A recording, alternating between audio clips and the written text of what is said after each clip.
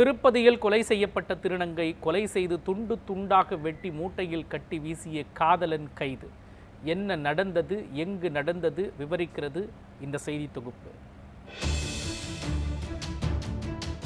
திருப்பதியில் திருநங்கைக்கு நேர்ந்த கொடூரம்.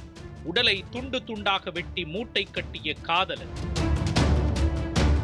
ஆந்திர மாநிலம் அனக்காப்பள்ளி மாவட்டத்தில் உள்ள பையாவரம் நகரில் வசித்து வந்துள்ளனர் திருநங்கை தீப்பு மற்றும் பன்னி. இவர்கள் இருவரும் ஒருவரை ஒருவர் காதலித்து வந்துள்ளனர். காதல் என்றாலே சிறு சிறு ஊடல்கள் இருக்கத்தான் செய்கிறது. அச்சிறு ஊடல்களை களைய காதலர்கள் இருவரிடமும் பொறுமை மிகவும் அவசியம். அப்படியான பொறுமை இல்லாமல் போகும்போதுதான் சிறு ஊடல் பெரும் சம்பவத்தில் சென்று முடிவடைகிறது. காதலர்கள் தீப்பு மற்றும் பன்னி இருவருக்கும் இடையில் கருத்து வேறுபாடுகள் ஏற்பட்டதாக கூறப்படுகிறது. இந்நிலையில்தான் அரங்கேறி உள்ளது அந்த கொடூரம். காதலன் பன்னி தீப்புவுடன் ஏதேதோ பேசி தீப்புவை ஊருக்கு வெளியே வரவழைத்துள்ளார்.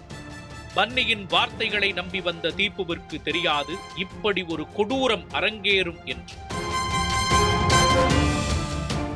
இருவரும் பேச பேச வாக்குவாதம் முற்றி உள்ளது. அப்போது தீப்பு சற்றும் எதிர்பாராத நேரத்தில் தீப்புவை அடித்து தாக்கியுள்ளார் பன்னி.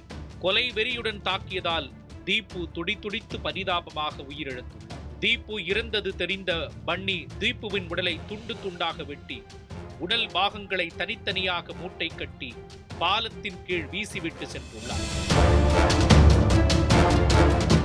சம்பவம் அறிந்த போலீசார் சம்பவம் அரங்கேறிய இடத்திற்கு விரைந்து சென்று தீப்புவின் உடலை மீட்டு அரசு மருத்துவமனைக்கு அனுப்பி வைத்தனர். மேலும் வழக்கு பதிவு செய்து பன்னியை கைது செய்து விசாரணை நடத்தி வருகின்றனர். தங்களுடைய தோழியை கொன்ற கொலைகாரனை தங்களிடம் ஒப்படைக்க வேண்டும் என திருநங்கைகள் காவல் நிலையம் எதிரில் ஆர்ப்பாட்டம் நடத்தினர்.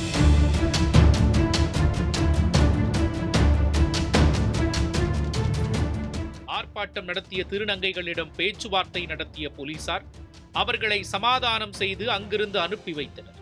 பெண்களுக்கு மட்டுமல்ல, திருநங்கைகளுக்கும் நாட்டில் பாதுகாப்பு இல்லை என பொதுமக்கள் வருத்தம் தெரிவித்துள்ளனர். மேலும் காதல் சண்டையில் திருநங்கை கொலை செய்யப்பட்டு மூட்டை கட்டி வீசப்பட்டிருப்பது அப்பகுதியில் பெரும் பரபரப்பை ஏற்படுத்தியுள்ளது.